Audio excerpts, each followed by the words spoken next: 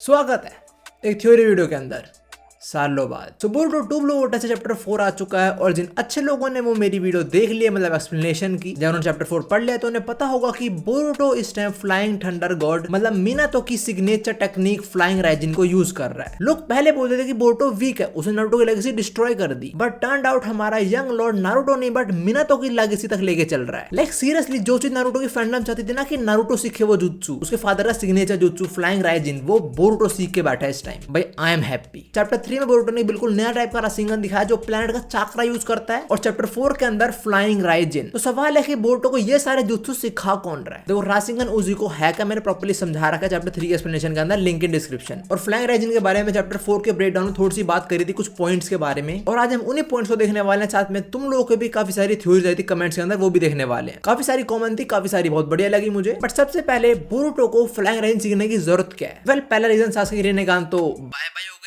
But still Boruto के बाद उसका कार्मा मार्किंग है, तो उसको यूज करके भी वो बेस टाइम निंजुत्सु को एक्सेस कर सकता है। सो एक और निंजुत्सु सीखने की क्या जरूरत जब वो सेम काम ही कर रही है? वेल द थिंग इज जब भी बोरुटो अपना कार्मा सील को यूज करता है तब चांसेस बढ़ जाते हैं कि मोमोशिकी उसकी बॉडी के ऊपर टेक ओवर कर लेगा। बोरुटो सो जाएगा और फिर मोमोशिकी पेलेगा, उसने पेला भी है। इसलिए हम अभी के लिए मोमोशिकी को साइड करते हैं, जैसे हमारे किशिमोटो सेंसे ने उसे पिछले 4 चैप्टर से कर ही दिया है। टू ब्लू वाटर से 4 चैप्टर आ गए और उसका एक भी हिंट नहीं मिला हमें। आई नो बोरुटो की बॉडी के अंदर ही है, बट कुछ तो ग्लिम्स मिल जाता ना उसका। खैर वीडियो टॉपिक ये नहीं, वीडियो टॉपिक है कि बोरुटो ने फ्लाइंग राइजिन सीखा कैसे और किसने सिखाया उसको। जो हम सारी पॉसिबिलिटीज की बात करें उससे पहले एक छोटी सी चीज, आई नो बोरुटो ने तभी सीखा होगा जब सासुके ट्री बन चुका होगा, मतलब उसके ट्री बनने के बाद। ना मेरे को ऐसा क्यों लगता है, देखो क्लॉग्रिम जिसको भी जहाँ बाइट करते हैं वो इंसान वहीं के वहीं पेड़ बन जाता है। टू ब्लू वाटर चैप्टर 1 और 2 में हमें चीज बताई गई है। कोड पिछले 2 साल से बोरुटो को ढूंढ रहा है। टाइम सिर्फ 3 साल का था, 1 साल जो हुआ उसके बाद वाले 2 साल कोड बोरुटो को ही ढूंढ रहा है, पर उसे मिल नहीं रहा बोरुटो। ये चीज मैं पहले भी काफी बार डिस्कस कर चुका हूँ कि जो 1 साल था टाइम सिप के बाद वाले ही, उसके अंदर ही कोड वर्सेस बोरुटो एंड सासुके हुई होगी, और कोड के पास वो क्लॉग्रिम्स की आर्मी है और सासुके उनसे लड़े, साथ में बोरुटो को भी डिफेंड करे, साथ में वो नर्फ भी रखा है, उसके पास रिनेगान भी नहीं है। So I guess it's kind of difficult for him. तो प्रोबेबली वहां से बोरुटो निकालने के चक्कर में सासुके पे अटैक होगा, मतलब क्लॉग्रिम ने काट लिया होगा, और उसी बीच बोरुटो ने एस्केप करा या फिर काशिन कोजी ने उसकी हेल्प करी एस्केप करने में, बट सासुके वहीं फंसा रह गया। और शायद तभी बोरुटो के माइंड में ये चीज आई होगी कि उसे कोई ऐसा जुत्सु सीखना पड़ेगा जिससे वो इंस्टेंटली ऐसी सिचुएशन से बाहर निकल सकता है। और मैं पहले कह रहा हूँ ये पूरी मेरी एजम्पशन है बस। अब शुरू करते हैं मेन टॉपिक की, बोरुटो ने फ्लाइंग राइजिन सीखा कैसे। देखो एक थ्योरी जो तुम में से काफी सारे लोग की सिमिलर आई वो ये कि मिनातो को वापस लाया गया और मिनातो ने बोरुटो को सिखाई वो, जो काफी लोगों ने बोला। और सबसे पहला सवाल यह आता है कि मिनातो को वापस लाया कौन? इसका काउंटर ये हो सकता है कि सासुके काफी टाइम ओरोचिमारू के साथ में भी उसने रीएनिमेशन जुत्सु सीख लिया, रीइंकार्नेशन रीएनिमेशन जो भी होता था। नाउ मिनातो वाला पॉइंट क्यों लगता है लोगों को इंक्लूडिंग मी, वो इसलिए क्योंकि जब बोरुटो ने ये जुत्सु यूज करा उसने ये बोला था I am not skillful as my grandpa. और बोरुटो के सामने मिनातो की बात कब हुई हो मेरे को तो याद नहीं भाई, कि मतलब बोरुटो को बता रहा है कि तेरे ग्रैंडफादर थे जो फ्लाइंग राइजिन यूज करते थे, मेरे को तो याद नहीं आता कब हुआ मांगा एनिमे के अंदर। आई डेफिनेटली नो एनिमे के अंदर बोरुटो जिरासेना के बारे में पूछ रहा था लोगों से, जो वो नहीं हो बग वाला आबुरा में क्लैन से जो है वो क्या नाम था उसका, हाँ शिनो। उसने बताया था बोरुटो जिरासेना के बारे में कि उसने तेरे दादा और तेरे पापा दोनों को सिखा रखा है, बट बोरुटो सामने मिनातो की बात तो शायद नहीं हुई आज तक। तो यही थ्योरी बन रहा है कि मिनातो को रीएनिमेट करा और उसने बोरुटो को सिखाया ये, बट ये बड़ा अजीब लग रहा सुन के। लाइक चलो मान लिया मिनातो को रीएनिमेट कर दिया, फिर काशिन कोजी उसे क्या बताएगा? मिनातो तेरा बेटा सील हो चुका है, ये तेरा पोता पर इसके एल लगे पड़े हैं, और हाँ इसके अंदर एक लिटरल गॉड सील्ड है, और वो रहा सासुके पर हाँ वो पेड़ बन चुका है, कैसे बना डोंट आस्क। और हाँ मैं जिरा जैसा लग रहा हूँ पर मैं जिरा हूं नहीं, और हाँ इसको फ्लाइंग राइजिन सिखा। This sound so weird. Like मेरा तो कितना अजीब लग गया, मेरा बेटा सील्ड है, ये पेड़ बन चुका है, ये मेरा पोता है, तू जिराया नहीं है, क्या हो रहा है ये? देखो बोरुटो तो अपना जुत्सु सीख लेगा, बट टाइम आ चुका कि मैं तुम्हें सिखाऊं how you can earn passive income. Sounds unreal but real है बाय हनीगेन, जो आज की वीडियो के स्पॉन्सर भी हैं। देखो हनीगेन एक ऐप है जिसके अंदर तुम्हें अपना बस इंटरनेट शेयर करना है और तुम कुछ एक्स्ट्रा कैश अर्न कर सकते हो। और हाँ ब्लैक फ्राइडे का कुछ स्पेशल है, सुनते जाओ। देखो जैसे ओयो के अंदर ओनर वगैरह अपनी प्रॉपर्टी स्ट्रेंजर्स को शेयर करके अर्न करते हैं, वैसे तुम लोग अर्न करने वाले हो using your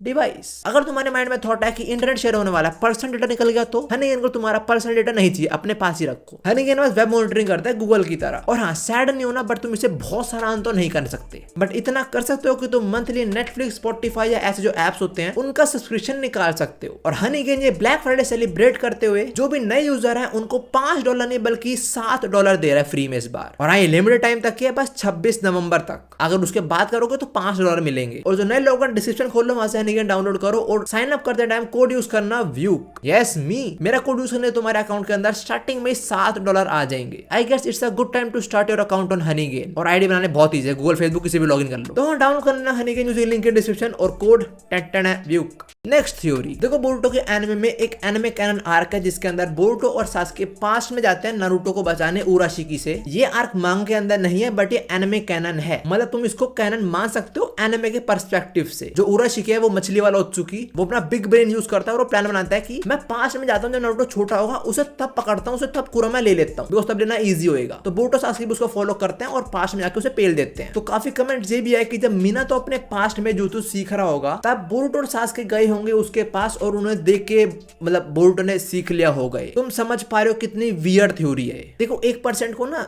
this can be true but this sound so unreal. और मिनातो ने खाली jutsu सीखा नहीं है, उसने जो jutsu का क्रिएटर है तोबिरामा उससे बेटर करी है jutsu को, जो खुद तोबिरामा ने एक्सेप्ट करा था 4th वॉर के अंदर। और मिनातो की जो वन शॉट मांगा है उसने, मिनातो कुछ 12-14 साल का था और उसके पहले पेज में मिनातो ये टेक्निक को यूज कर रहा है, मतलब उसने इस एज से पहले इस टेक्निक को मास्टर कर रखा था और उस टाइम वॉर वगैरह ही चल रही होती थी, प्रोबेबली सेकंड या थर्ड वॉर थी वो। तो उस सब के बीच में मिनातो को वो jutsu सीखते हुए बस देख के बोरुटो ने वो jutsu सीख लिया। Sound so unreal. तो ये पास वाली थ्योरी तो कुछ ज्यादा वियर्ड है। और फ्लाइंग थंडर गॉड कोई मजाक टेक्निक नहीं है कि बस देखो और हो गई। लिटरली पूरी शिनोबी हिस्ट्री के अंदर 3 लोग कर सकते हैं, एक हमारा रेसिस्ट होगा, एक हमारा फोर्थ और तीसरा उसका पोता। वैसे एक और ग्रुप है जो कर सकता है ये मिनातो के वो 3 बॉडीगार्ड, बट उन तीनों साथ में करना होता है बिकॉज इतना हाई अमाउंट ऑफ चाकरा चाहिए होता है jutsu के लिए। देखो मैं तुम्हें बताने वाला हूँ लास्ट थ्योरी जो मेरे साथ सबसे ज्यादा सेंस बनाती भी है। मैंने कहना सोचा तो था ये, बट जो उसका मेन प्लॉट है ना वो मेरे एक लॉन्डे प्रियांशु ने मेरे को मेल करा था। वो मेरे को बहुत सारी थ्योरीज मेल करता रहता है और सीरियसली बहुत स्वीट है वो। एक बार दिल्ली में अर्थक्वेक आया था, उसने तभी वो मेल करा था कि अर्थक्वेक आया आप ठीक हो। थ्योरी के लिए शुक्रिया प्रियांशु। देखो पहले दोस्त ने भी ये बोला कि मिनातो तो हो नहीं सकता, जो मैंने बताया तुम्हें कि वो तो बड़ा अजीब साउंड करेगा। उसने बोला 2 पॉसिबिलिटी हो सकती है, आइदर बोरुटो ने स्क्रोल से सीखा है या फिर मिनातो के जो 3 बॉडीगार्ड थे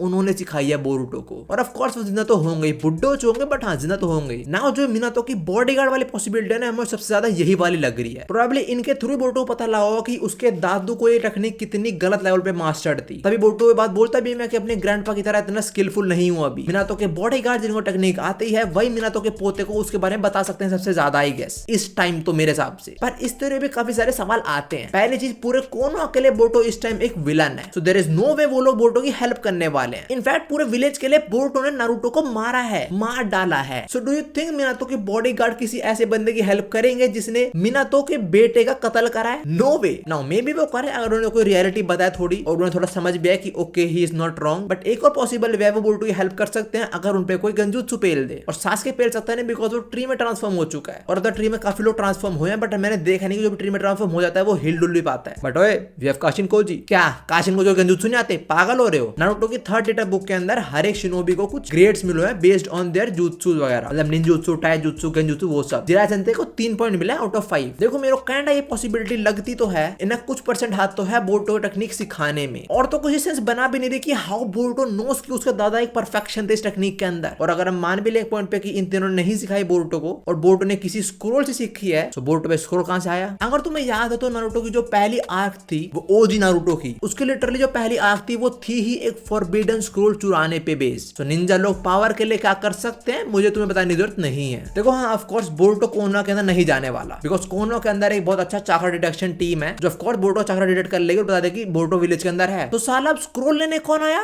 यस परवीसेज, मतलब नॉट परवीसेज बट काशिन कोजी। देखो जो हमारा काशिन कोजी है वो पहले भी कोनोहा के अंदर एंटर कर चुका है और तब चाकरा डिटेक्शन टीम ने कुछ अलग सेंस नहीं करा था बिकॉज उसका चाकरा और उसका चाकरा सिग्नेचर एग्जैक्टली जिराई सेंस से मैच करता है। तो वो आराम से अंदर बार कर सकता है। और वैसे बोरुटो के एनिमे का एपिसोड में जिसके अंदर जो वो स्क्रोल वगैरह उनमें से कोई एक गायब हो जाता है और सारे अडल्ट्स वगैरह बोरुटो से पूछने के तूने कोई स्क्रोल तो नहीं चुराया, तो बोरुटो पूछते स्क्रोल के बारे में कि वो स्क्रोल है क्या। तो शिकमारू नारुतो बताते हैं कि वो फॉरबिडन जुत्सु जो बहुत पावरफुल है और ग्रद्धों के हाथ में नहीं लगने चाहिए। तो ये पॉसिबिलिटी हो सकती है कि बोरुटो को याद हो कि ऐसा कुछ एग्जिस्ट करता है मेरे कोनोहा के अंदर, मे बी वहां कोई पावरफुल जुत्सु हो जो मैं सीख सकूं। सो पॉसिबिलिटी देखो मेरे हिसाब से बोरुटो ने आइदर किसी स्क्रोल से सीखा या फिर जो मिनातो के बॉडीगार्ड है उन्होंने सिखाया, उन्हें सिखाना पड़ा गेंजुत्सु वगैरह के अंदर। या क्या पता वो प्यार से मान गए हो कि ओए इसे जुत्सु सिखाइए दे रहा हूं मिनातो वाला। सो मैं पॉसिबिलिटी वाला खेल इतने रखते हैं। मैं तुम्हें सारी थ्योरी बता दी जो तुम्हें सही लगती है तुम मान सकते हो और कमेंट्स में you can share your thoughts on this. देखो सारी थ्योरीज वाला इतनी थी बट मुझे एक बात करनी है। There are a bunch of people जो ये कह रहे हैं कि बोरुटो ने गलत करा इन द सेंस कि बोरुटो को जुत्सु नहीं सीखना चाहिए था। अच्छा अगर वो नारुतो का जुत्सु सीखे तो नारुतो कॉपी कर रहा है। भाई जो निंजुत्सु होते हैं ना वो बनाए जाते देते हैं ताकि वो आगे जनरेशन में पास डाउन करे जाएं। वो कोई ट्रेडमार्क नहीं जिनमें कॉपीराइट लगा लो और तुम यूज कर सकते हो बस उनको। राशिंगन का देखो मिनातो ने बनाया, जिराई सेंसेई ने सीखा, जिराई सेंसेई ने नारुतो को सिखाया, नारुतो ने कोनोहामारू को सिखाया, इवन ककाशी ने भी सीखा, पर ककाशी ने उसमें लाइटनिंग ऐड करी और गलती से चिदोरी बना दी उसकी। बोरुतो ने भी सीखा और बोरुतो ने उसका वैनिशिंग राशिंगन बना दिया। तो ये पास डाउन और यूनिकनेस डालना चलता रहता है। तो जिन भी लोगों को लगता है बोरुतो का फ्लाइंग राइजिंग सीखना गलत है,